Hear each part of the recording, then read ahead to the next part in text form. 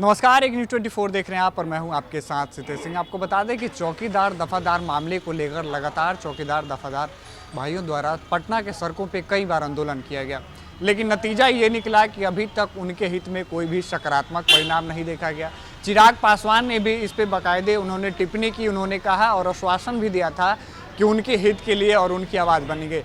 लेकिन कहने के लिए तो कहा जाए तो दलितों के और बड़े नेता कहे जाते हैं चिराग पासवान। केंद्र के साथ साथ राज्य में भी सरकार है, यानी साफ तौर पे डबल इंजन की सरकार है। डबल इंजन की सरकार होने के बावजूद भी उनके हित में अभी तक कोई ऐसी बातें नहीं आए।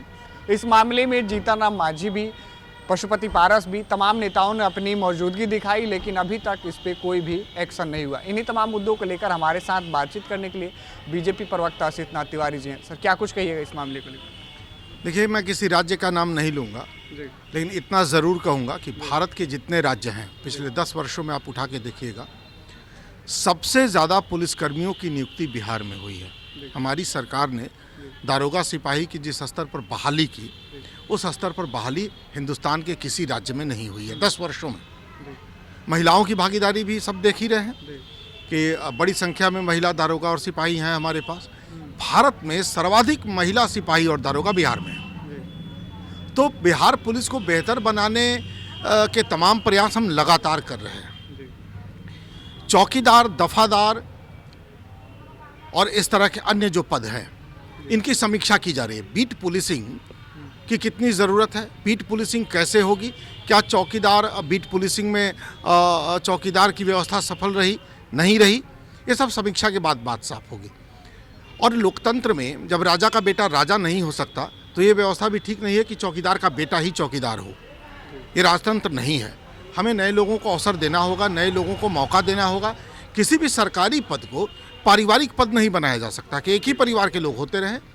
तो व्यवस्थाओं में सुधार का काम चल रहा है और जो लोग भी धरना प्रदर्शन कर रहे हैं, ये उनके हक में है, उनके हित में है कि व्यवस्था अच्छी हो, बहालियाँ हो, नियुक्ति हो, नए लोगों को अवसर मिले, कोई भी पद पारिवारिक ना हो।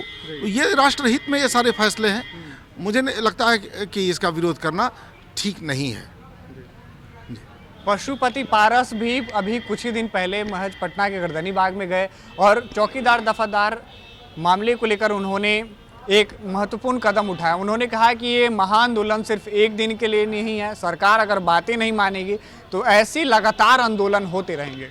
तो उसके बाद आंदोलन पर तो वो नहीं दिखे हैं मुझे। लगातार आंदोलन का मतलब क्या होता है?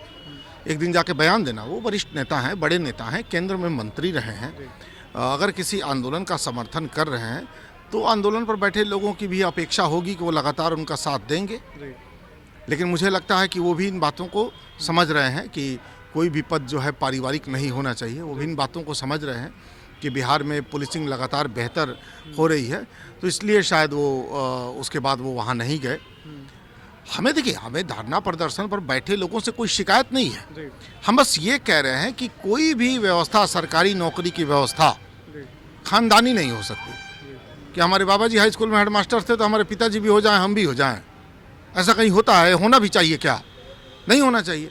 जो योग्य हैं उनको अवसर मिलना चाहिए, वो चाहे किसी भी परिवार के हों। हम उस व्यवस्था को लागू करने जा रहे हैं। चिराग पासवान भी इस मामले को गंभीरता से संज्ञान में लिए थे। उन्होंने कहा था आश्वासन देते हुए कि हम इनकी न्याय की बात करेंगे, लेकिन वो भी चुप हैं। एनडीए के वो भी हिस्सा हैं। सर, क्या कहिएगा? न्याय की बात एनडीए का हर आदमी करता है, वो चुप नहीं है। लेकिन न्याय क्या? राजा का बेटा राजा, ये कोई न्याय है? तो इसलिए वो भी समझ रहे हैं चीज़ों को कि नए लोगों को अवसर मिले। कोई भी नौकरी जो है किसी परिवार के लिए आरक्षित ना हो। तो आपने सुना कि किस तरीके से हमारे साथ आशीष तिवारी यानी बीजेपी प्रवक्ता ने बखूबी बताया कि जो चौकीदार दफादार मामले को लेकर वो लगातार धरने और उनके न्याय की बात कर रहे हैं। इन्होंने स्पष्ट कर दिया कि कहीं ना कहीं एनडीए और भाजपा जो चाहती है वो किसी भी परिवार का सदस्य लगातार उस पद पे ना रहे। इन्होंने स्पष्ट कहा कि लोकतांत्रिक देश में एक पद पे जो पद है उसका उत्तरदायित्व तो उसका दूसरा कोई नहीं ले सकता। यानी साफ तौर पे नए लोगों को मौका दिया जाएगा। चौकीदार दफादार की जो पुनः नियुक्ति की मांग की जा रही है उस पर रोक लगी रहेगी। अभी के लिए फिलहाल इतना ही। देखते रहें न्यूज़ 24।